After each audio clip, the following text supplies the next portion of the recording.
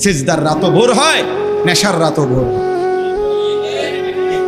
হ্যাঁ, আজ রাত যে যুবক আল্লাহকে সেজদা দেয় তারও ভোর হয়, যে মদের নেশায় পড়ে থাকে তারও কি হয়ে যায়, ভোর হয়। স্বার্থপর এই দুনিয়া যুবক, নওজওয়ান মনে রাখো, স্বার্থপর এই দুনিয়া, কারো কথা মনে রাখে না, কারো জন্য থেমে থাকে না।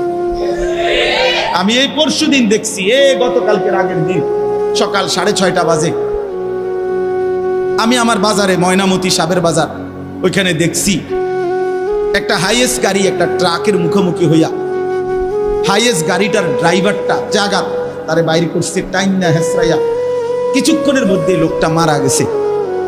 আমি একটা জিনিস খেয়াল করছি, অনেকক্ষণ তাকাইয়া আমার সাথে ড্রাইভারের আমি বললাম, কি স্বার্থপর এই দুনিয়া, একটা গাড়ি কেউ তার জন্য থামলো না, কারো হাতে সময় নাই, সবাই হরন দিয়া সাইড করে এমনে হেমনে করে সব চলে যায়, কোনো ড্রাইভারও থামে না বন্ধু, যে একটা লোক তো মরে গেছে, আরে মরে গেছে, তুই মরে গেছ, আমার হাতে সময় নেই। এই জন্য স্বার্থপর এই দুনিয়া, বড় স্বার্থপর, হয় কারো জন্য থামে না, কারো কথা অপেক্ষা করে না, চলতে তোমার কথা কেউ মনে রাখবে না।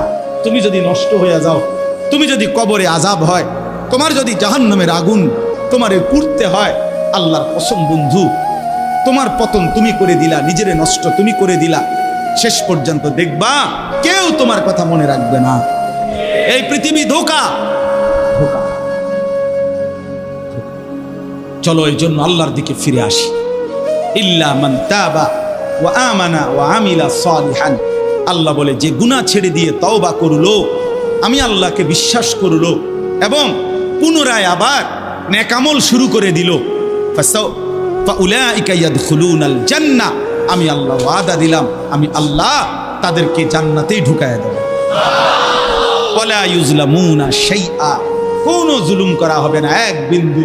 অর্থাৎ পেছনের গুনার জন্য আমি লজ্জা দেব না, বরং তওবা করার কারণে, ফিরে আসার কারণে, নতুন করে আবার নামাজ সেজদা বন্দিগি পাক পবিত্র জীবন চলার কারণে এখন থেকে নিয়ে বাকি জিন্দেগির আমলের বরকতে জান্নাত দিয়ে দেব।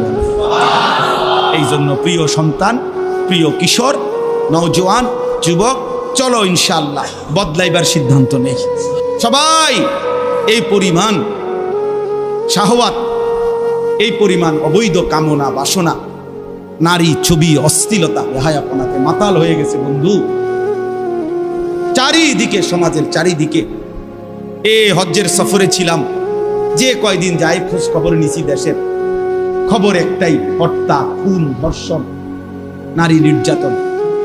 আর সবচেয়ে আশ্চর্যের কথা হলো, আমি মনে আমার এই ছোট্ট হায়াতে গত 30 বছরে আমি যেই কথাটা এতবার শুনি নাই, গত 2 মাসে বারবারই শুনি চারিদিকে পরকিয়া।